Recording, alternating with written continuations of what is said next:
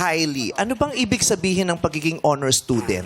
Yung ibig sabihin para sa akin yung pagiging honor student, hindi siya basta magaling lang sa academics. Dapat dito, hindi lang magaling sa academics na dapat yung characteristics mo, ganun din. Hindi lang ang pangit yung pinapakita. Sa akin nakatingin. Talaga pinanong sa hinarap ka.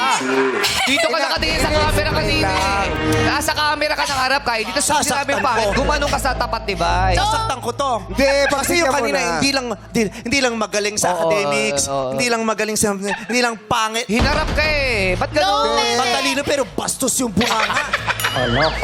Hindi, kasi ikaw nagtanong kaya Okay. kanya sinex. May tumor yung dila, masakit magsalita. Hayaan mo na, nabigla lang yung tao yan.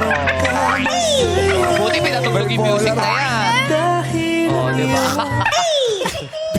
Ayan nga, hindi po yung pangit, kumbaga pangit yung bakit? behavior. Sa'yo na naman nakaharap. Talaga naman o, Kylie, ano ba yan?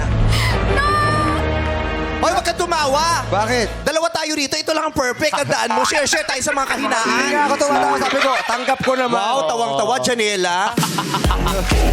Grabe si Janela. Oh, wala akong pakialam kung nanalo kang Miss Taiwan, ha? Sa'yo.